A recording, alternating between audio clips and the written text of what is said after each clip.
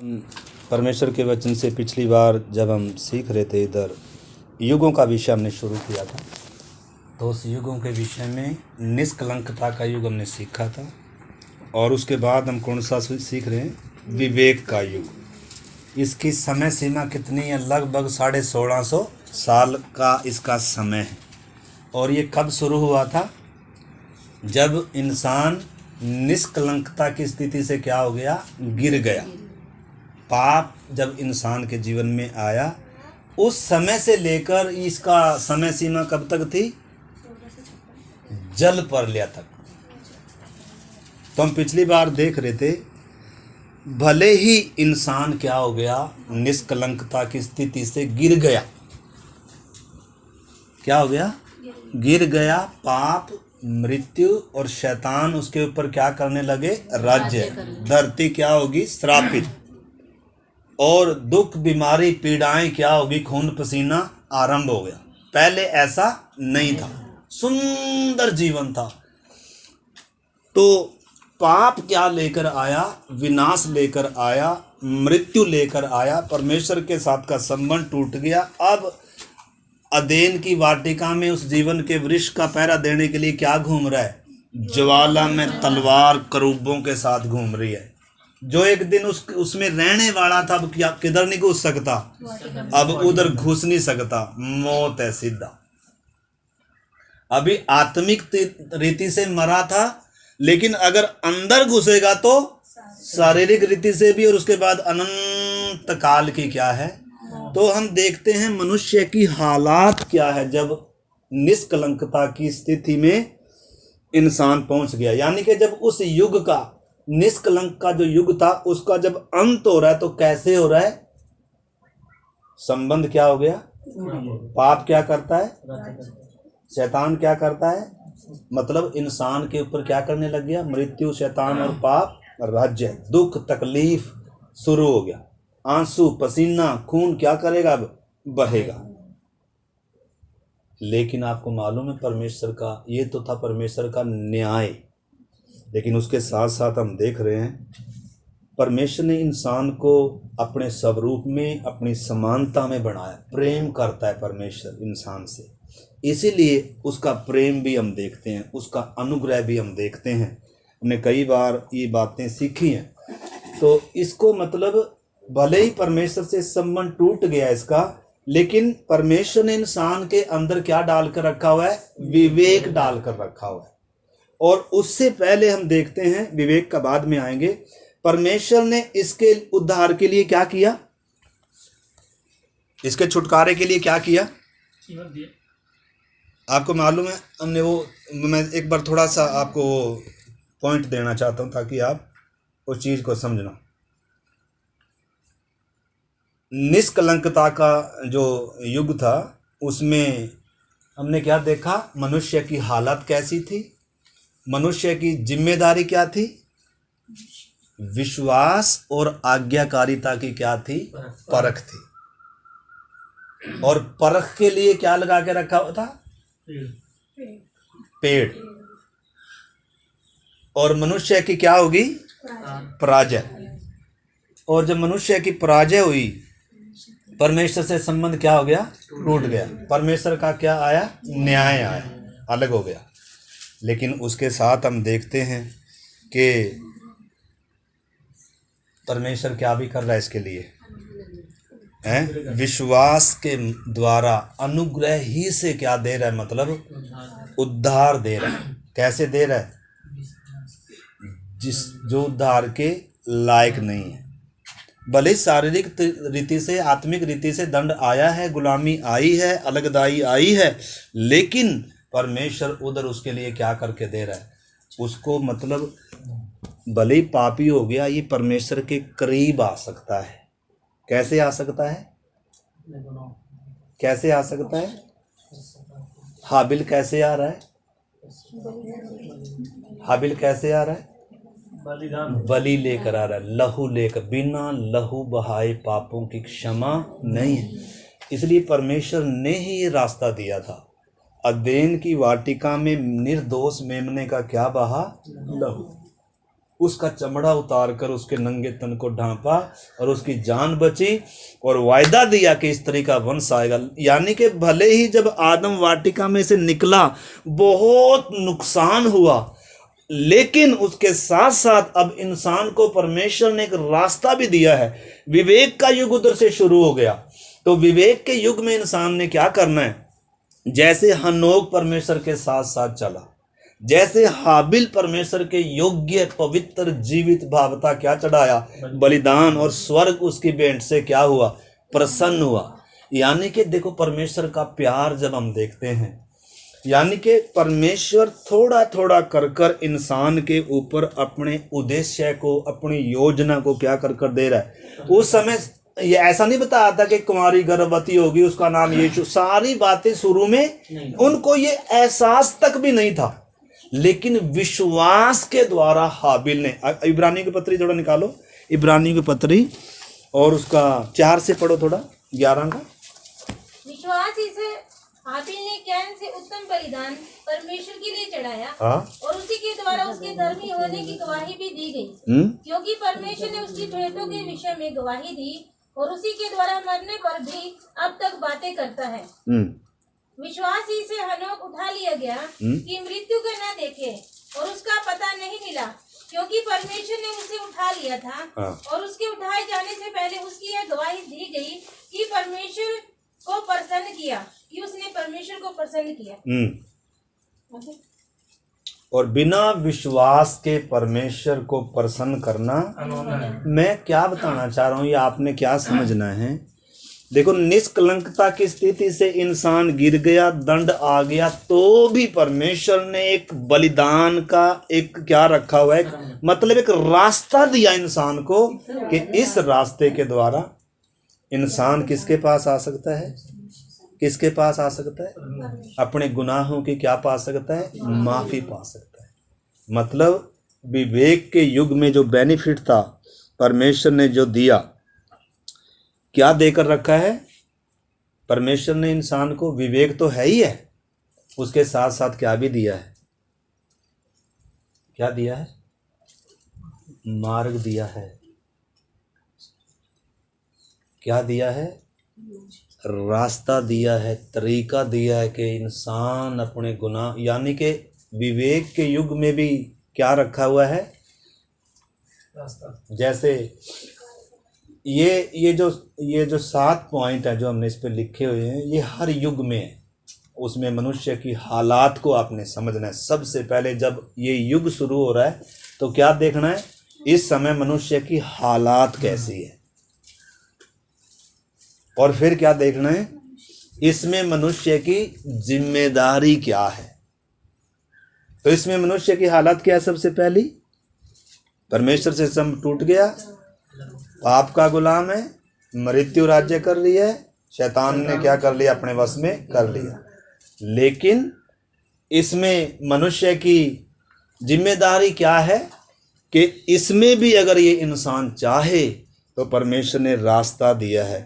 वो मेमना, वो उद्धार की छाया था, परमेश्वर से मेल मिलाप करने की छाया था, अपने गुनाहों को मानते हुए जैसे हाबिल आ रहा है, और स्वर्ग ने उसकी भेंट को, उसके विश्वास को, उसके जीवन को क्या किया? स्वीकार किया। लेकिन उधर हम देखते हैं कैन ने क्या किया? कैन ने क्या किया? कैसे कर दिया? उसने परमेश्वर की सत्य की आवाज, विवेक परमेश्वर की सत्य की आवाज, चेतावनी है, जिसको आज भी आपको मालूम है कि कितने ये जज लोग बोलते हैं, मैं अपनी अंतर आत्मा से फैसला लिया। मैंने, ये आता नहीं कई बार भाई, ये फैसला मैंने अपने अंदर की आवाज सुनकर। तो वास्तव में विवेक क्या है? विवेक, मनुष्य के पास 3 चीजें हैं। शरीर है, सबसे पहले शरीर, ये मिट्टी से लिया गया। शरीर में क्या क्या है? 5 इंद्रियां हैं, देखना, बोलना, सूंघना, चखना, स्पर्श करना। ऐसे मतलब जिससे हम संसार की चीजों से क्या रखते हैं? संपर्क रखते हैं। चखते हैं, सूंघते, सुनते हैं, सूंघते हैं, देखते हैं। ये 5 इंद्रियां हैं, मतलब हमारे शरीर में है। और इस शरीर को चलाने वाला कौन है? हमारा प्राण है। प्राण के अंदर क्या है? उसमें 3 चीजें हैं। उसमें क्या क्या है माता? सबसे पहले बुद्धि है, फिर क्या है? भावना है, फिर क्या है? निर्णय लेने की शक्ति है। तो ये तो है प्राण। और उसके अलावा तीसरी हमारे अंदर चीज है आत्मा। आत्मा के अंदर क्या है? विवेक है। विवेक जानवरों में नहीं है। जानवरों के अंदर शरीर और प्राण है, इसलिए उनके अंदर क्या नहीं है? विवेक नहीं है।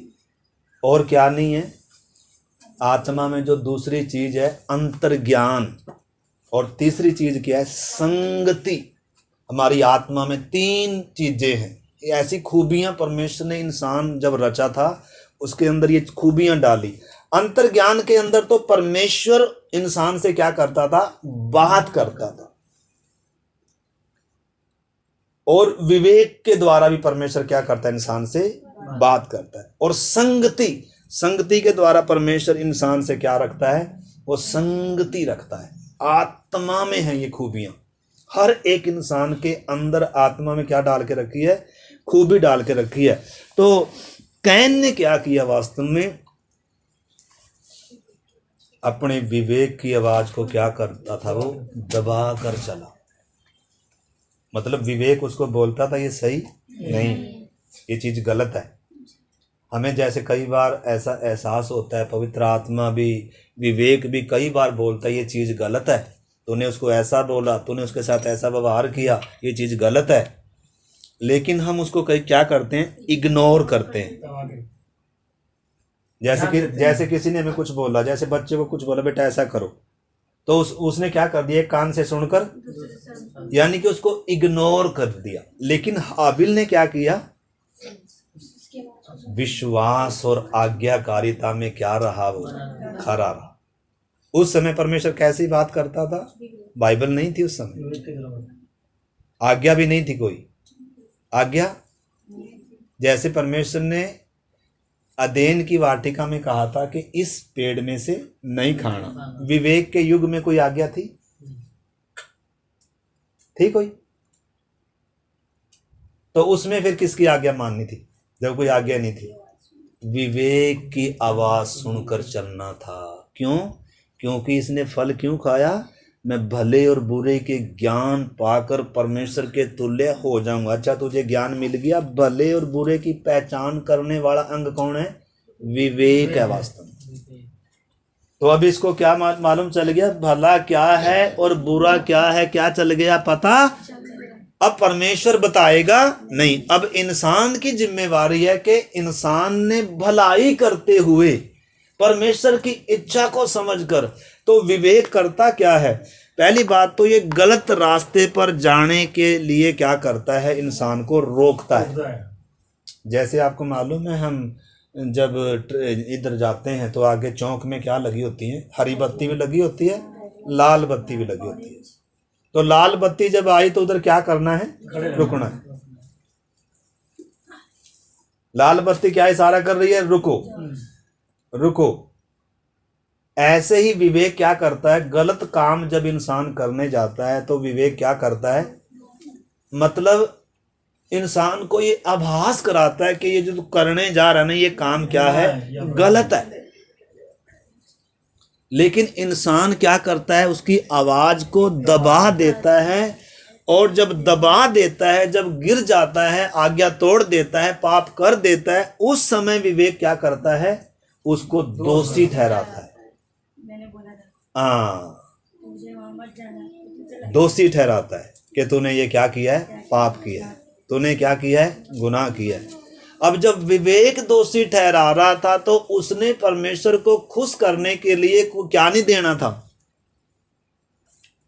रिवाज, मतलब परमेश्वर को प्रसन्न कैसे किया जाता है? पहली बात तो विश्वास के द्वारा, और दूसरी बात परमेश्वर ने जो रास्ता दे रखा लहू के द्वारा, वो मेमना यीशु मसीह को दर्शाता है। वो परमेश्वर के उस कार्य पर विश्वास करते हुए हाबिल उसी तरीके से आ रहा था परमेश्वर के सामने, और उसकी भेंट क्या करी गई? लेकिन कैन ने क्या किया? विवेक की आवाज को दबाया। परमेश्वर की चेतावनी है जो विवेक, परमेश्वर इसके द्वारा इंसान को रोकता है गलत काम करने से। अगर कर दिया तो उसको क्या करता रहता है कि तूने ये गलत किया, क्या हो जा, ठीक हो जा, क्या हो जा, शुद्ध हो जा, क्या कर, अपने पापों को मान, क्या कर, बिना लहू बहाए पापों की माफ़ी नहीं है, निर्दोष जानवर को लेकर आ और परमेश्वर के सामने इसके द्वारा अपने पापी होने को क्या कर, स्वीकार कर। अगर ऐसा करता था उस समय में, किस किस ने किया? हाबिल ने, हनोक के, मतलब एक पीढ़ी चली आ रही है। उत्पत्ति 6 अध्याय थोड़ा सा निकालो, उत्पत्ति 6 अध्याय 4 अध्याय में आप पिछली बार भी हम सीख रहे थे।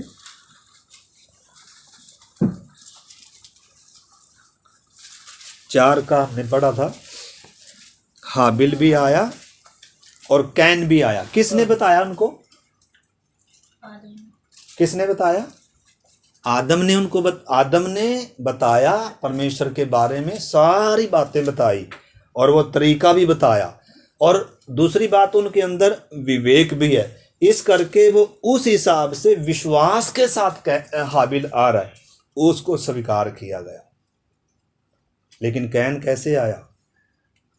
कैन आज्ञा, विवेक की आवाज को, आदम ने सिखाई हुई बातों को, परमेश्वर ने दिए हुए संदेश की उस बातों को क्या करता रहा? दबाता रहा। और उसके बाद हम देखते हैं, आप उसके बाद में पढ़ना, एक पीढ़ी ऐसी आ रही थी, हनोक भी है जिसमें, नूह भी है जिसमें। ये कैसे चले? लिखा ये परमेश्वर के साथ साथ कैसे चलते थे? विवेक की आवाज को सुनकर उसके अनुसार फैसला करते थे। विवेक की आवाज सुनकर, क्योंकि उस समय तक और कोई रास्ता नहीं था, और कोई बाइबल नहीं थी, कोई सिखाने वाला नहीं था, कोई और ऐसा रास्ता नहीं था।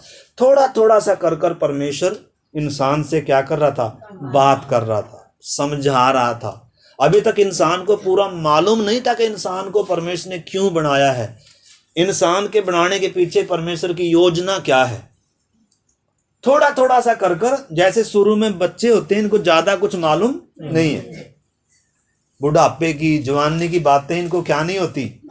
लेकिन जैसे जैसे बड़ा होता है वैसे वैसे उसको इंसान होने का वो कीमत या इंसान होने की वो गंभीरता क्या होती जाती है? मालूम होती जाती है। उसी प्रकार पहले आप इब्रानियों की पत्री 1 अध्याय निकालें, 1 से पढ़ें। पूर्व युग में परमेश्वर ने बाप दादों से, पूर्व युग में परमेश्वर ने बाप दादों से, कौन है बाप दादे? आदम की आगे संतानें। तो पूर्व युग में, पहले के युग में, पहले के समय में परमेश्वर ने कैसे बातें किया? थोड़ा थोड़ा कर कर, भांति भांति से। बाद में फिर भविष्यद्वक्ताओं के द्वारा भी किया। पहला भविष्यद्वक्ता कौन था? पहला भविष्यद्वक्ता कौन था बताओ? उत्पत्ति में कोई भविष्यद्वक्ता है जिसने भविष्य के बारे में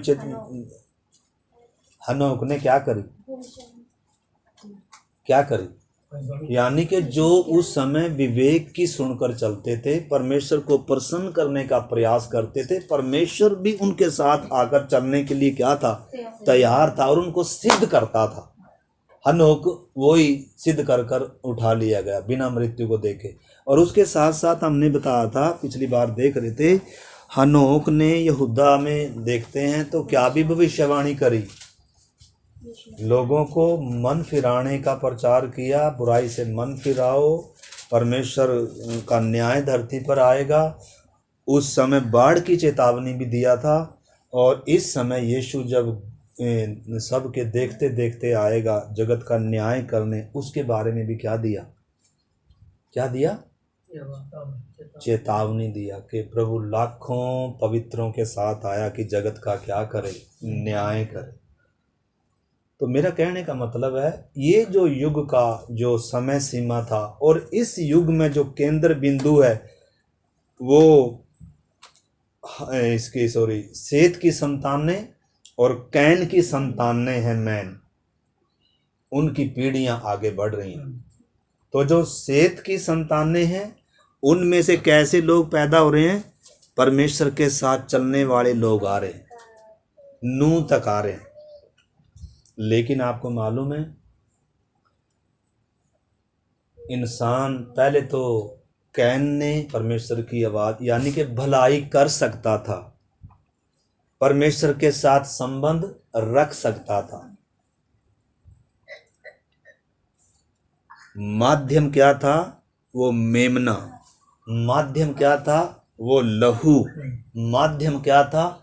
विश्वास के साथ, क्योंकि परमेश्वर ने उत्पत्ति में क्या दिया था उसको? वो रास्ता दिया था। तो उस रास्ते से जो भी कोई आता था, प्रभु उसके बलिदान को, उसकी भेंट को, उसके जीवन को, उसके विश्वास को क्या करता था? ग्रहण करता था। और उनको उस तरीके से उस स्तर मतलब शर्त पर परमेश्वर उनको क्या करता था? धर्मी ठहराकर स्वर्गीय जीवन देता था। आधार क्या ही था स्वर्ग जाने का?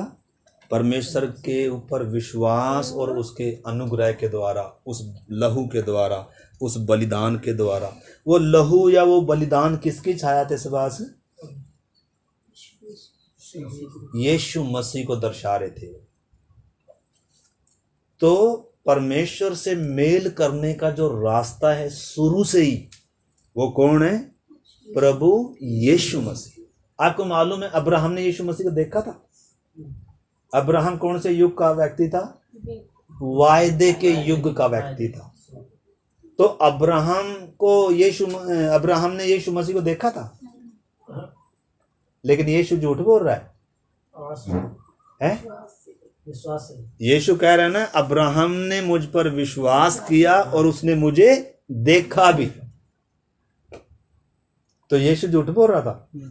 वो तो कह रहे तो अभी 30 साल का भी नहीं हुआ यार, अब्राहम तो कितने साल कह रहा, इससे पहले कि अब्राहम हुआ उससे पहले मैं हूं, और उसने मुझे देखा भी है और मुझ पर क्या भी किया है? विश्वास भी किया है। तो आपने समझना, यीशु कब से है? मरियम से उसकी शुरुआत नहीं। तो उसका जन्मदिन मनाना महा मूर्खता है। यीशु मसीह की शुरुआत कब से है? जगत की उत्पत्ति से पहले लिखा है। वो क्या हुआ है? वध हुआ है। जगत की उत्पत्ति से पहले ही है। इसलिए इंसान को बचने का, नहीं तो आदम ने क्या हो जाना था? इंसान ने क्या हो जाना था? परमेश्वर के न्याय में पूरा क्या हो जाना था। लेकिन बीच में आपको मालूम है परमेश्वर और इंसान के बीच में कौन खड़ा है? उत्पत्ति से ही वो मेमना खड़ा हुआ है, वध किया हुआ मेमना, वो लहू बहाया। तो हाबिल भी जब आ रहा है, हनोक भी जब, ये सब विश्वास के द्वारा भेंट वो बलि लहू लेकर आते थे, तो क्या बताते थे? प्रभु हम पापी गुनहगार हैं प्रभु, और हमारे पापों के लिए हम क्या लेकर आ रहे हैं? ये लहू लेकर आ रहे हैं। तो परमेश्वर उनके भेंट को, उनके जीवन को स्वीकार करता था। उस विश्वास के द्वारा उन्हें धर्मी ठहराकर, और परमेश्वर स्वर्गीय जीवन के लिए उन्हें क्या करता था? उस समय तक यही क्या था? रास्ता था। आपको मालूम उसके बाद क्या हुआ? क्या हुआ बताओ? पूरी मानव जाति क्या होगी? विवेक की आवाज को क्या करते थे? दबाते हुए, क्योंकि उस समय तो कोई कानून तो नहीं था, लेकिन क्या करने लगे? वो अपने विवेक की आवाज को दबा। देखो रोमियो की पत्री 1 अध्याय और 18 वचन से थोड़ा पढ़ो, 2-3 आयतें। ये हमने जूम में सीखा था, थोड़ा सा हम इसको पढ़ेंगे। परमेश्वर का क्रोध तो उन लोगों की सब अभक्ति और अधर्म पर स्वर्ग से प्रकट होता है, जो सत्य को अधर्म से दबाए रखते हैं। हाँ, परमेश्वर का क्रोध किन पर आता है? किन पर आता है? जो सत्य को स्वीकार नहीं करते, जो विवेक की आवाज को क्या करते हैं? दबाते हैं। और विवेक सब के अंदर है कि नहीं? अन्य जातियों के अंदर भी है कि नहीं? देखो पढ़ो आगे थोड़ा सा। इसीलिए कि परमेश्वर के विषय का ज्ञान उनके मनों में, परमेश्वर के विषय का ज्ञान उनके मनों में प्रकट है। वो कौन सा ज्ञान है? विवेक गवाही दे रहा है कि एक परमेश्वर है। विवेक परमेश्वर की आवाज है हर एक के अंदर, लेकिन शुरू से ही इंसान इस विवेक को अपने को चुप, अरे तू चुप हो जा, मैं अपनी मर्जी से चलूंगा, मैं अपने तरीके से चलूंगा, तो चुप हो जा। इंसान क्या कराता है? सत्य का मुंह क्या कराता है? आज भी तो ऐसा ही करता है इंसान, आज भी तो ऐसा ही करता है इंसान। आगे पढ़िए थोड़ा सा। इसीलिए कि परमेश्वर के विषय का ज्ञान उनके मनों में प्रकट है, क्योंकि परमेश्वर ने उन पर प्रकट किया है उसके अनदेखे गुण, अर्थात उसकी सनातन सामर्थ और परमेश्वरत्व जगत की सृष्टि के समय से उसके कामों के द्वारा देखने में आते हैं। जगत की सृष्टि के समय से ही बाहर भी गवाही दे रहा है कि एक जीवित परमेश्वर है। आकाश उसकी महिमा का वर्णन करता है, उसकी हस्तकला को प्रकट करता है कि जीवित सृष्टि करता परमेश्वर है, जिसने शून्य में से आकाश और पृथ्वी को बनाया, इंसान को बनाया। बाहर भी गवाही है परमेश्वर के होने के, अस्तित्व के प्रमाण है। हर इंसान को अगर ये अपने विवेक की आवाज सुने, सृष्टि को देखे, तो ये चिल्ला रही है एक तेरा सृजनहार है। अंदर से भी आवाज आ रही है और बाहर से भी आवाज आ रही है, लेकिन इंसान क्या करता है? इन दोनों आवाजों को क्या कर रहा है? दबा रहा है, दबा रहा है अपने हठीलेपन से, दबा रहा है अपने पापी स्वभाव से, उनको बंद करा रहा है, उनको चुप करा रहा है। कोई जैसे मान लो कोई चोरी करी, जैसे मान लो कोई किसी को गाली दी, किसी मान लो किसी के साथ बुराई करी, विवेक उसी समय क्या बोलता है? ये गलत है। उसी समय क्या कर सकता है? ये परमेश्वर ने दिए हुए तरीके के अनुसार, अगर उस समय तक यीशु नहीं आया था तो उससे पहले व्यवस्था थी, व्यवस्था के युग से पहले परमेश्वर ने वायदा दिया था, उसमें भी बलिदान था, और उसके पहले विवेक का युग था, उससे पहले ये सब हम देखते हैं। परमेश्वर शुरू से इंसान से क्या करता है? प्रेम करता है। और इंसान को परमेश्वर ने क्या देकर रखा है? विवेक दिया हुआ है। लेकिन इंसान क्या करता है? कि पढ़ो थोड़ा सा उसकी आवाज को। देखने में आते यहाँ तक कि वे निरुत्तर हैं, इस कारण कि परमेश्वर को जानने पर भी उन्होंने परमेश्वर की योग्य बढ़ाई और धन्यवाद न किया, परंतु व्यर्थ विचार करने लगे, यहाँ तक कि उनका निर्बुद्धि मन अंधेरा हो गया और वे अपने आप को बुद्धिमान जताकर मूर्ख बन गए और अविनाशी परमेश्वर की महिमा को नाशवान मनुष्यों और पक्षियों और चौपाइयों और रेंगने वाले जंतुओं की मूर्तों की समानता में बदल डाला। तो इसमें जब हम देखते हैं मनुष्य की हालत ऐसी थी, भले ही पापी हो गए थे, लेकिन परमेश्वर ने उनको रास्ता दिया था, बलिदान का था, अनुग्रह और विश्वास और विवेक ये सब था। इसके द्वारा इंसान, पापी इंसान भी पवित्र परमेश्वर के साथ एक क्या कर सकता था? एक संबंध में आ सकता था। सबूत है हाबिल, सबूत है हनोक। हनोक जिंदा उठाया गया, विवेक के युग का व्यक्ति था, लेकिन ज्यादातर लोगों ने अपने विवेक की आवाज को क्या करते आए? दबाते आए। और उत्पत्ति 6 अध्याय आते आते, हम पिछली बार भी देख रहे थे, इंसान भलाई करने की बजाय, विश्वास करने की बजाय, विवेक की आज्ञा आवाज मानने की बजाय क्या हो गया? बुराई से क्या हो गया? पूरा भर गया। तो इसमें जब हम देखते हैं मनुष्य की हालत क्या थी, मनुष्य की जिम्मेदारी क्या थी? विवेक की आवाज को सुनकर चलना, आज्ञाकारी और विश्वास उस मेमने के ऊपर, यानी कि लहू वो बलिदान के द्वारा किसके पास आना? विश्वास से प्रभु के चरणों में आना। पापों की माफ़ी मिलेगी, परमेश्वर से मेल होगा। लेकिन इंसान की पराजय क्या हो गई? विवेक की आवाज़ को क्या करता आया? दबाता आया। और उसके बाद हम देखते हैं मनुष्य के ऊपर क्या आया? दंड आया। ये युग कैसे समाप्त हुआ? विवेक का युग कैसे समाप्त हुआ था? वाटिका से बाहर। अब ये युग कैसे खत्म हुआ? कैसे खत्म हुआ था माता? हम अपने इंसान, देखो जब परमेश्वर ने इंसान को बनाया था ना, हम उस समय की बात देख रहे हैं। जब परमेश्वर ने इंसान को बनाया ना, खाने पीने सोने के लिए बनाया, इसी धरती के लिए बनाया नहीं है, अपनी महिमा के लिए, अपने साथ संगति रखने के लिए और उसकी योजना के लिए तैयार होने के लिए ये धरती बनाई है। सिर्फ ये धरती किस लिए बनाई है? धरती तात्कालिक है, थोड़े समय के लिए। उम्र कितनी है हमारी? सिर्फ कितनी है पास करेंगे? पहले आदम और हवा की उम्र कितनी थी? 1000 तक तो नहीं, खैर कोई गए, लेकिन फिर भी 800 साल 900 साल। लेकिन जब पाप बढ़ गया, परमेश्वर ने उम्र कितनी कर दी? 120 के आगे नहीं टपेगा। और अब तो धीरे धीरे 50 में क्या हो गए? बुढ़े हो गए। यानी कि इतनी उम्र है हमारी। इस उम्र में इंसान ने क्या चुनाव करना है? अगर इसको अकल आ गई, बुद्धि खुल गई, समझ खुल गई, अपने सृजनहार को पहचान लिया, अपने पापी होने को, क्रूस को, उस बलिदान को पहचान लिया, अगर ये परमेश्वर के साथ संगति में, अगर उस संबंध में आना चाहता है और उसके साथ चलकर क्या हो सकता है? उस अनंत राज्य के लिए क्या हो सकता है? तैयार हो सकता है। लेकिन इंसान इन सब बातों को क्या करता है? इग्नोर करते हुए क्या करता है? और परमेश्वर का लास्ट में क्या आता है फिर? न्याय। तो न्याय कैसे आया? पूरी जल प्रलय के द्वारा पूरी मानव जाति क्या होगी? नाश होगी। कौन बचे? सिर्फ इस युग में भी हम परमेश्वर का अनुग्रह देखते हैं।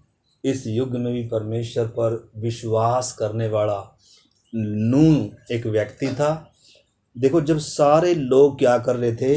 अपनी बुराई में जीवन व्यतीत कर रहे थे, उस समय नूह क्या कर रहा था? जहाज तो बाद में, जहाज तो बाद में, प्रचार कर रहा था। वो भी प्रचार भी बाद में। देखो उत्पत्ति 6 का 6 से पढ़ो, थोड़ा 5 से अभी खत्म करेंगे। यहोवा ने देखा कि मनुष्य की बुराई पृथ्वी पर बढ़ गई है और उनके मन के विचार में जो कुछ उत्पन्न होता है वह निरंतर बुरा ही होता है। और यहोवा पृथ्वी पर मनुष्य को बनाने से पछताया और वह मन में अधिक खेदित हुआ। तब यहोवा ने कहा, मैं मनुष्य को जिसकी मैंने सृष्टि की है पृथ्वी के ऊपर से मिटा दूंगा। क्या मनुष्य, क्या पशु, क्या रेंगने वाले जंतु, क्या आकाश के पक्षी, सबको मिटा दूंगा, क्योंकि मैं उनके बनाने से पछताता हूँ।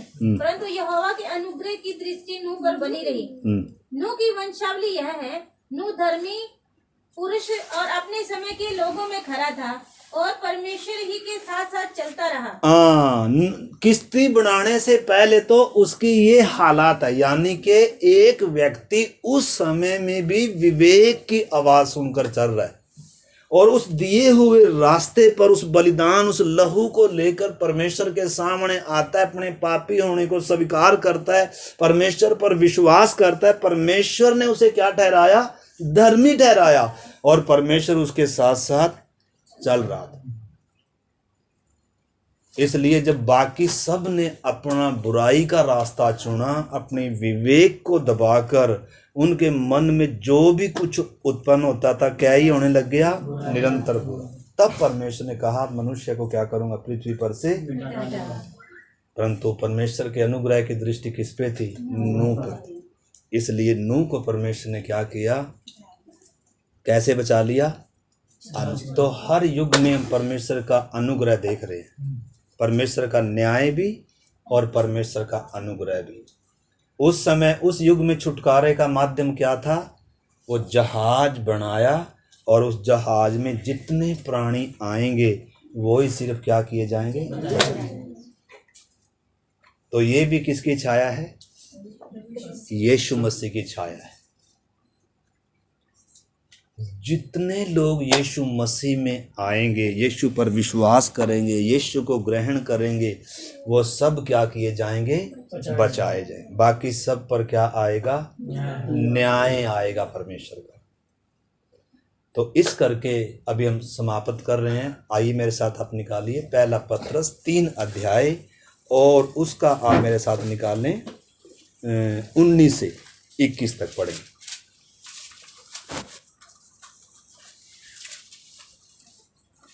पहला पत्रस 3 का 19 से।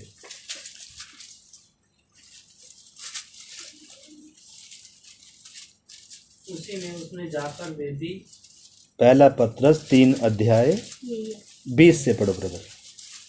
जिन्होंने उस बीते समय में आज्ञा न मानी, जिन्होंने उस बीते समय में आज्ञा नहीं मानी। आगे, जब परमेश्वर नूह के दिनों में धीरज धरकर ठहरा रहा, जब परमेश्वर नूह के दिनों में धीरज धरकर क्या कर रहा था? ठहरा हुआ था। और वह जहाज बन रहा था जिसमें बैठकर थोड़े लोग अर्थात वह जहाज बन रहा था जिसमें बैठकर थोड़े लोग क्या हो गए? बच गए। तो परमेश्वर न्याय करने से पहले, सजा देने से पहले परमेश्वर इंसान को बचने का पूरा क्या देता है? मौका देता है। उस समय मौका क्या था? नूह का जहाज था। आज मौका क्या है? आज मौका क्या है?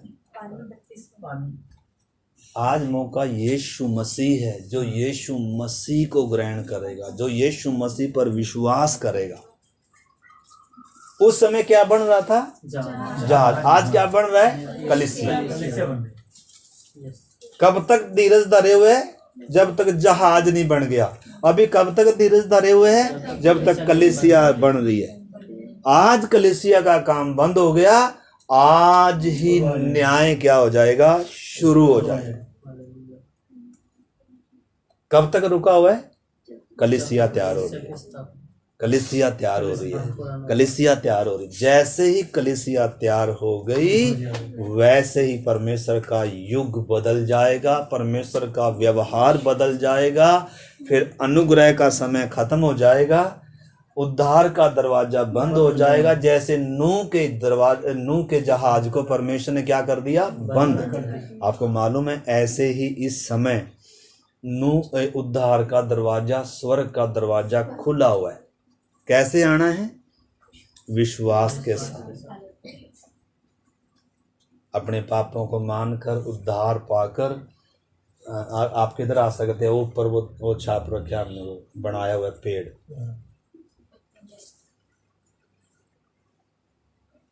कैसे आ सकते हैं? तो इन वचनों के आधार पर आप विश्वास करें, सचमुच में परमेश्वर इंसान को अपनी योजना के लिए क्या किया है? बनाया है। और शुरू से ही, उत्पत्ति से ही परमेश्वर इस मसीहा की क्या देता रहा था? गवाही देता रहा था। शुरू से कहा था कि स्त्री का वंश आएगा, शैतान के सिर को कुचलेगा।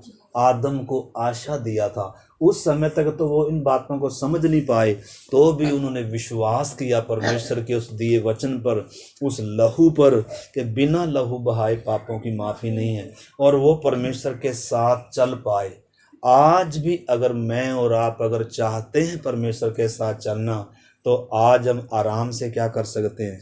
परमेश्वर ने हमें पर्याप्त साधन दिया है। अगर परमेश्वर ने हमें ऐसा रास्ता नहीं दिया है ना जिस पर हम आसानी से चल सकें, मतलब ऐसा मार्ग अगर होता ना जिस पर इंसान क्या नहीं हो सकता? चल ही नहीं सकता, तो परमेश्वर ने कभी बोलना था? मतलब ऐसा काम जो इंसान कभी क्या ही नहीं कर सकता, ऐसा काम करने के लिए बोलना था। देखो अभी ये बच्चा है, इस बच्चे को हम बोल सकते हैं वहाँ 10 किलो अनाज या पत्थर रखा उठा के ला, उठा सकता है ये? लेकिन क्या कर सकता है? ना कोशिश। अरे बोल लेंगे ही कहाँ? जब 10 किलो उठा के नहीं लेगा तो इसको बोलना मूर्खता है ना। इसको क्या ही बोल लेंगे? बेटा वो पकड़ाना जरा इधर से उठा कर, ये कर सकता है ना। अगर ये भी ना करे तो देखो, उद्धार बिल्कुल क्या नहीं है। उद्धार पाने वालों के लिए उद्धार बिल्कुल आसान है, और ना पाने वालों के लिए उद्धार बिल्कुल मुश्किल है। उद्धार ऐसा है जैसे अपने बस मन का द्वार खोलना, ये खटखटा रहा है। उद्धार ऐसा है जैसे मन से विश्वास करना और अपने मुंह से अंगीकार करना, निश्चय उद्धार पाएंगे। उद्धार में क्या नहीं है? जब कई का एक ही दिन में क्या हो गया?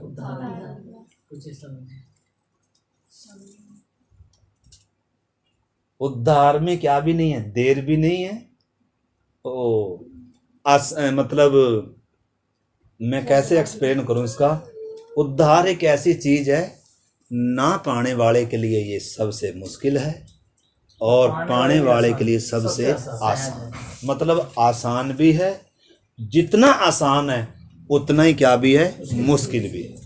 अब धनवान को बोला बेचकर सारा कुछ कंगालों को क्या कर दे, उसके लिए क्या हो गया ये, उसके लिए मुश्किल क्यों हो गया? वास्तव में उसका मन किसमें था? उद्धार से बढ़कर किसको कीमती? अगर उद्धार से बढ़कर जिस भी चीज को हम कीमती समझ रहे हैं, प्रभु बोलता है इसको क्या कर, हटा। मतलब मन से निकाल। आपको मालूम है परमेश्वर ने जब अब्राहम को बोला अपने इकलौते पुत्र को क्या करना है, तो काटने दिया था है? परीक्षा मतलब परमेश्वर ने तो बोला कि बलि चढ़ाना है, हाँ, पर मतलब वो तो परमेश्वर की आज्ञा को मानता रहा लास्ट समय तक। हाँ, परमेश्वर ने तो फिर काटना तो नहीं पड़ा, काटने तो नहीं दिया। कौन मर रहा है उसकी जगह पर? मेमना मर रहा है ना उसकी जगह पर। उसको मार कर भी कुछ पैदा होना था, किसी का उद्धार होना था। परमेश्वर क्या दर्शा रहा है? लेकिन उसके अंदर बसा हुआ था ना, उसके अंदर से निकलवाया। परमेश्वर को हमारे धन से प्रॉब्लम नहीं है, हमारे रिश्तों से प्रॉब्लम नहीं है, हमारी नौकरी से प्रॉब्लम नहीं है। लेकिन दिक्कत क्या होगी? प्रभु हमारा जहां होना चाहिए था ना, जिस स्थान पर प्रभु होना चाहिए था, वहां कौन बैठा हुआ है? वहां वो चीज बैठी हुई है। इसलिए प्रभु उधर से कह रहा है इसको क्या कर, इधर से इसको निकाल। तो इस करके उद्धार पाना जितना आसान है उतना ही क्या भी है, मुश्किल किसके लिए है? विश्वास ना करने वालों के लिए। और आसान किन के लिए है? जक्कई जैसों के लिए। कितने उदाहरण है। यीशु ने कहा आज इस घर में क्या आया, जा बेटी तेरे पाप क्या हुए। अरे ऐसा विश्वास तो मैंने इजराइल में भी नहीं पाया। तो इस करके हमने समझना है। अभी हम प्रार्थना करेंगे। वो पूरा आयत पढ़ लीजिए, फिर आगे 20वीं पढ़िए उसका। जिन्होंने उस बीते समय में आज्ञा न मानी, जब परमेश्वर नूह के दिनों में धीरज धरकर ठहरा रहा और वह जहाज बन रहा था जिसमें बैठकर थोड़े लोग अर्थात 8 प्राणी पानी के द्वारा बच गए। उसी पानी का दृष्टांत भी अर्थात बपतिस्मा यीशु मसीह के जी उठने के द्वारा अब तुम्हें बचाता है। देखो अब अब बचने का कौन सा रास्ता है? उस समय जहाज था रास्ता। जहाज में कौन कौन आया सिस्टर? बाकी और कौन आए? ये इंसानों के लिए कितनी भारी चेतावनी है। देखो जानवर आ गए लेकिन कौन नहीं आए? जानवर बदल कर आ रहे हैं। फाड़ खाने वाला सिंह, क्योंकि लिखा है जानवरों ने भी अपना चाल चलन क्या कर लिया था, वो बदल कर आ रहे हैं चलकर। मतलब दूसरों को फाड़ कर खाने वाला बदल कर किधर आ रहा है? राम से किश्ती में आ रहा है। नया जन्म पाकर किधर आ रहा है? किश्ती में। लेकिन कौन नहीं आ रहे? मनुष्य नहीं आ रहे। देखो दुर्भाग्य देखो इंसान का। परमेश्वर कितना मौका दे रहा है। परमेश्वर जल्दी से नाश नहीं करता, मौका दे रहा है इंसान को। लेकिन इंसान मौके का क्या नहीं उठा रहा है। पापी से पापी बदल कर आ रहे हैं, लेकिन बहुत सारे बगल में अगल बगल में देख रहे हैं, आज इसका हो गया, आज इसका हो गया।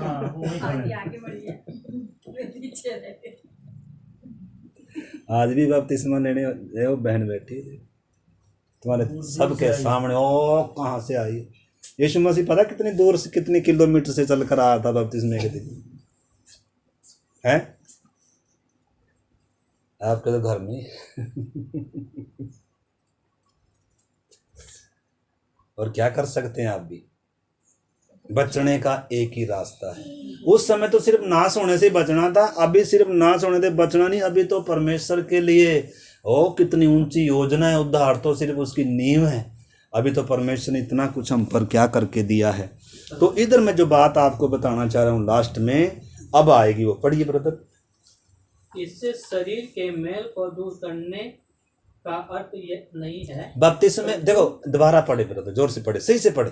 इससे शरीर के मैल को दूर करने का अर्थ नहीं है, हाँ, परंतु शुद्ध विवेक से परमेश्वर के वश में हो जाने का अर्थ है। देखो बपतिस्मा क्या है? वह सड़क पर जाकर बस बोलो यीशु मसीह के लहू की। मैं आपको पढ़कर सुनाता हूं।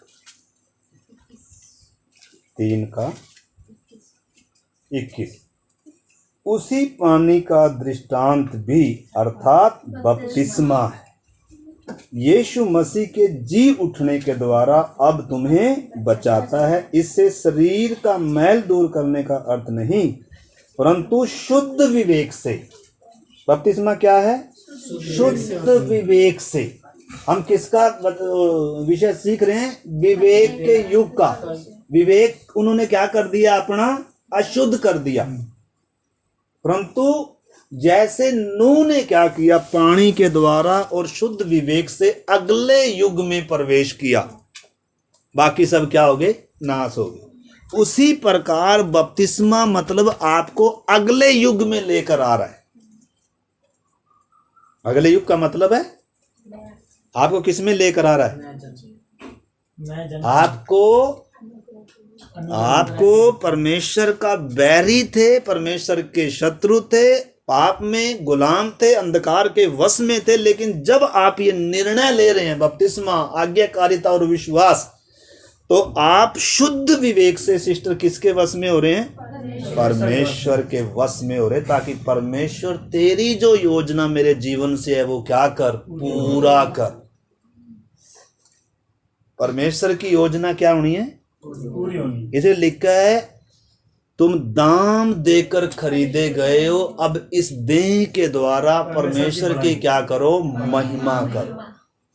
अब इस देह के द्वारा किसकी महिमा करनी है? परमेश्वर की महिमा करनी है। अब परमेश्वर की इच्छा मेरे जीवन में क्या होनी है? पूरी होनी। अब शुद्ध विवेक हो गया। अब विवेक थोड़ी सी भी चेतावनी देगा तो उसी समय विवेक की क्या करनी है? पहले विवेक शुद्ध नहीं था, पहले 2 बार गलती करी, 2 बार लड़े, 2 बार झगड़े, 2 बार ये करा वो करा। विवेक भले थोड़ा बहुत हमने इतना उसको चुप करा के कर दिया था, अभी ये बोलना ही क्या हो गया था। लेकिन अभी यीशु के लहू के द्वारा, वचन के द्वारा विवेक क्या हो गया? शुद्ध हो गया। इसलिए बपतिस्मे में क्या भी हो रहे हैं?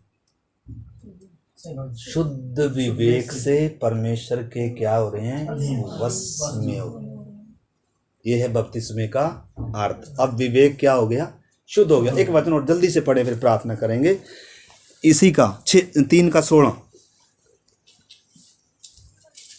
और विवेक भी शुद्ध रखो, इसलिए कि जिन बातों के विषय में तुम्हारी बदनामी होती है, उनके विषय में वे जो मसीह में तुम्हारे अच्छे चाल चलन का अपमान करते हैं लज्जित हो। विवेक भी क्या रखो? शुद्ध रखो। रोमियो 9:1 जल्दी से, मैं 2-3 वचन पढ़ाऊंगा, एक्सप्लेन नहीं करूंगा, सिर्फ आपको पढ़ा रहा हूँ। 9:1 मैं मसीह में सच कहता हूँ, मैं झूठ नहीं बोल रहा, और मेरा विवेक भी पवित्र आत्मा में गवाही देता है कि मुझे बड़ा शोक है और मेरा मन सदा दुखता रहता है। विवेक मुझे क्या कर रहा है? देखो विवेक का काम अब आपने समझना। उद्धार जब आपने पाया, यीशु मसीह को जब आपने ग्रहण किया, अब सिस्टर क्या भी शुरू नया हो गया? विवेक ताजा हो गया। ये अंधकार हो रहा था, अब विवेक क्या हो गया? नया हो गया, शुद्ध हो गया। अब गलत रास्ते पर जाओगे तो विवेक आपको क्या करेगा? ऐसे, हाँ ऐसे। अब लड़ झगड़ कर आराम से खाकर अब सो। अगर सो रहे हो तो फिर सवाल खड़ा हो जाएगा, आपका विवेक इतना आपने डैमेज कर दिया, आपको ये चेतावनी नहीं दे रहा। पहले लड़ झगड़ कर उद्धार से पहले आप आराम से सो जाओगे। किसी का लूट कर, किसी का कसोट कर, किसी के हेराफेरी कर आराम से सो सकते थे। लेकिन उद्धार पाने के बाद, शुद्ध विवेक होने के बाद, मुक्ति पाने के बाद, मतलब आप चैन से सोने। हाँ, अगर उसकी आवाज दबाएंगे तो फिर आराम से क्या कर सकते हैं, लेकिन एकदम नहीं। जब हम बहुत बार दबाते हैं ना, बात को सुना अनसुना करते रहते हैं, फिर विवेक भी क्या होता जाता है? फिर दबता होता जाता है। तो इस करके अब विवेक को परमेश्वर ने क्या कर दिया बहन जी, ताजा कर दिया, शुद्ध कर दिया। विवेक इंसान की क्या करता है, रखवाली करता है, बुराई की तरफ जाने से रोकता है, अच्छाई के लिए क्या करता है, आकर्षित करता है, रक्षा करता है, मतलब मदद। इसलिए विवेक को क्या रखना है, अब शुद्ध रखना है। परमेश्वर का वचन कहता है शुद्ध विवेक से। एक वचन और मेरे साथ आप पढ़िए, इसका आप पढ़िए, प्रेरितों का काम 24:16।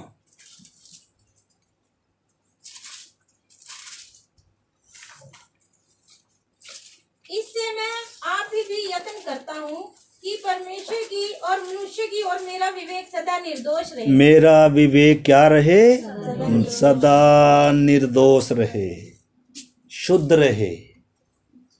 तो अब जिम्मेदारी क्या है, विवेक को क्या रखना है, शुद्ध रखना है। विवेक परमेश्वर की क्या है, आवाज है। विवेक के द्वारा भी हम पाप करने से बच सकते हैं। अगर गलती कर दिया तो शुद्ध हो सकते हैं। विवेक परमेश्वर की आवाज है हर एक इंसान। पहले क्या था, मरे हुए थे, मतलब विवेक भी क्या था, काला पड़ गया था। लेकिन यीशु के लहू के द्वारा, वचन की रोशनी के द्वारा, परमेश्वर के अनुग्रह के द्वारा क्या किए गए, शुद्ध किए जा रहे हैं। शुद्ध विवेक से परमेश्वर के वश में हो रहे हैं बपतिस्मा लेकर। तो अब इस विवेक को क्या नहीं होने देना, धूमिल नहीं होने देना, कलंकित नहीं होने देना। इस करके परमेश्वर का वचन, और बहुत सारे वचन हैं। एक वचन आखिरी पढ़कर, इब्रानी 10:22 वचन पढ़कर हम प्रार्थना करेंगे।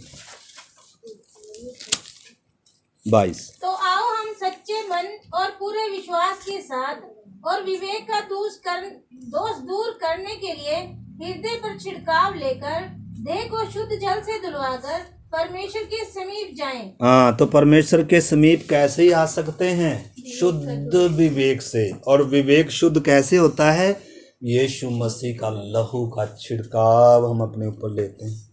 अगर विवेक हमारा दोषी ठहराता है तो हम परमेश्वर के सामने नहीं आ सकते। लेकिन उधर लहू है, उधर परमेश्वर का अनुग्रह है। अगर हम अपने पापों को मान लेते हैं, अगर हम अपनी गलतियों को क्या कर लेते हैं बहन जी, मान लेते हैं, तो परमेश्वर के निकट हम क्या कर सकते हैं, आ सकते हैं। क्योंकि हर पाप कर कर हम परमेश्वर से दूर हो जाते हैं। हर गुनाह हमें परमेश्वर से दूर लेकर जाता है, लेकिन वो लहू हमें परमेश्वर के करीब लेकर आता है। परमेश्वर का अनुग्रह हमें परमेश्वर के करीब लेकर आता है। इस करके कैसे, पूरे विश्वास के साथ और विवेक का दोष दूर। विवेक जब दोष दे रहा है, उसका दोष कैसे दूर होगा, यीशु मसीह के लहू के द्वारा शुद्ध हो जाए। ऐसा नहीं है कि हमने बपतिस्मा ले लिया, अब तो हमारे से कोई गलती नहीं होगी, अब तो हम पूरे सिद्ध हो गए। बहुत सारे लोग सोचते हैं, अरे इन्होंने इतने दिनों से बपतिस्मा लिया, अभी तक ये सिद्ध नहीं हो। अरे भाई, सिद्ध धीरे धीरे हो रहे हैं। अभी भी क्या कर रहे हैं, कमजोरी होने के कारण, वचन सही से ना मालूम होने के कारण, आत्मा की भरपूरी ना होने के कारण कुछ लोग क्या करते हैं, हम अक्सर सब गलतियां करते हैं, मेरे से भी होती हैं। लेकिन प्रभु ने क्या रखा हुआ है, अगर हम अपने पापों को मानते हैं, विवेक की आवाज़ को सुनते हैं कि हाँ निश्चय मैंने इधर गलत काम किया है, और उस समय अगर हम अपने पापों को मानते हैं, यीशु के लहू के द्वारा हम किसके पास आ सकते हैं, पूरे विश्वास के द्वारा। तो इधर क्या लिखा है, पत्रस में क्या पढ़ा हमने, बपतिस्मे का अर्थ क्या है, शुद्ध विवेक से परमेश्वर के वश में हो। तो कितने लोग हैं जो आज शुद्ध विवेक से यीशु के लहू के द्वारा शुद्ध हों। देखो, पानी हमें शुद्ध नहीं कर रहा है, शुद्ध कौन करता है, यीशु का लहू। यीशु का लहू सारे दागों को क्या कर देता है, धो देता है, हिम की नाई स्वेद कर देता है। वचन में लिखा है, तुम्हारे पाप चाहे लाल रंग के हों, अर्गवानी रंग के हो, तो भी हिम की नाई क्या हो जाएंगे, स्वेद हो जाएंगे। तो इस करके उधर लिखा है, यदि तुम आज्ञाकारी होकर मेरी क्या करो, मानो। तो आज अगर आप लोग चाहते हैं, आप में से कोई लोग, कि शुद्ध विवेक से मुझे परमेश्वर के वश में होना है, मैंने अपने विवेक को शुद्ध करना है, ये परमेश्वर की आवाज़ है, तो आइए अभी हम प्रार्थना करने जा रहे हैं। आप अपने स्थान पर खड़े हो सकते हैं और अपने समर्पण को, अपने आप उस आज्ञाकारिता को परमेश्वर देख रहा है। आइए इस झुंड के बीच में आप अपनी प्रमाणित कर सकते हैं अपने विश्वास को। हालेलुया। हमारा विश्वास हमारे कामों में दिखे। हालेलुया। जैसे उस समय नूह का जहाज बन रहा था, इसलिए परमेश्वर धीरज धर कर ठहरा हुआ था। मेरे प्यारे भाई बहनों, न्याय आने में देर नहीं थी, लेकिन नूह का जहाज बन रहा था। लोगों ने सोचा ये दुनिया ऐसे ही चलती रहेगी, नूह तो पागल है, लेकिन नूह विश्वास के साथ जहाज बना रहा था। और जब बनकर तैयार हो गया, सब प्राणी उसमें आ गए, परमेश्वर ने नूह के उस जहाज को बंद कर दिया और नूह को सिर्फ अगले युग में प्रवेश लेकर जा रहा है। बाकी सब को परमेश्वर ने नाश कर दिया। आइए मेरे प्यारे भाई बहनों, जिन्होंने अभी तक परमेश्वर की आज्ञा को नहीं माना, जिन्होंने अभी तक शुद्ध नहीं हुए, आज यीशु के लहू के द्वारा आप शुद्ध हो सकते हैं। आज आप अपने विश्वास को प्रमाणित कर सकते हैं। आज आपने यीशु को अपना उद्धारकर्ता स्वीकार किया है। आज्ञाकार कर कर इन सब के बीच में आप अपने विश्वास का प्रगटीकरण कर सकते हैं। अंदर हुए काम का बाहर प्रगटीकरण कर सकते हैं। अगर आपके अंदर प्रभु की आत्मा का कार्य हुआ है, आपके अंदर क्रूस की उसका प्रचार ने अगर आपके जीवन में काम किया है, तो आज आप उसको बाहरी रूप दीजिए। आज अपना जीवन प्रभु को सौंप दें। आइए हम प्रार्थना करते हैं। हालेलुया। प्यारे प्रभु, जिस पवित्र वचन के लिए मैं आपको धन्यवाद करते हैं। हमने विवेक के युग का विषय सीखा है प्रभु, कि कैसे आपने विवेक के युग में भी वो मेमना, वो लहू रखा था, और आपने अपने अनुग्रह को रखा था, जिसके द्वारा विश्वास करने वाले आज्ञा मानकर आपके साथ चल पाए और धर्मी गिने गए। प्यारे प्रभु जी, चाहे वो हाबिल हो, चाहे वो हनोक हो, या चाहे वो नूह हो खुदावन, और वो सब धर्मी गिने गए प्रभु। और नूह के द्वारा जल प्रलय प्रभु जहाज बनाकर आपने विश्वास करने वालों को बचाया और अगले युग में आपने प्रवेश दिया। उसी प्रकार प्यारे प्रभु जी, आज पुराने जीवन का अंत कर कर जिन मेरे भाई बहन को के अंदर तेरी आत्मा का वचन का कार्य हुआ प्रभु, जिन्होंने आपके लहू में शरण लिया है खुदा, आज वो प्रभु विश्वास के द्वारा प्रभु उस अंदर हुए काम को बाहर प्रकटीकरण करने जा रहे हैं। प्रभु विनती करते हैं, सेवकाई में भी आप हमारी मदद करें और उन हृदयों को तैयार करें जिन्होंने अभी तक भी प्रभु तेरे अनुग्रह को नहीं पहचाना। जब तेरा आगमन निकट है प्रभु, कोई भी नाश ना हो, तेरी इच्छा है प्रभु, तो चाहता है सब लोग बचाए जाएं प्रभु। तेरी सहनशीलता, तेरी धीरज रूपी धन को कोई भी तुच्छ ना समझे प्रभु। प्रभु तो विलंब से क्रोध करने वाला परमेश्वर है, करुणा से प्रीति रखने वाला परमेश्वर है, दया का सागर है। 99 के लोगों को मन फिराव का प्रचार किया, उन्होंने सुन लिया प्रभु। नूह के समय में हम देखते हैं लोगों ने मन नहीं फिराया और नाश हो गए प्रभु। उस बीते समय आज्ञा न मानने वाले सब नाश हो गए, लेकिन आज प्रभु जो भी आपकी आज्ञा मान रहे हैं वो बचाए जा रहे हैं प्रभु, और आप उन्हें अपनी संतान होने का हक दे रहे हैं। हम आपको धन्यवाद करते हैं, आपके महान प्रेम के कारण हुआ, आपके उस मेमने के कारण हुआ, उस लहू के कारण हुआ पिता परमेश्वर। हम इसके लिए सारा आदर सारी महिमा आपको देते हैं। अगले प्रभु पड़ाव में जब हम जाएंगे आप हमारी मदद करें। सारी बातों को आपके हाथ में सौंपते हुए पिता प्रार्थना को हमारे उद्धार करता प्रभु यीशु मसीह के नाम से मांगते हैं, आमीन। सबको जय मसीह की।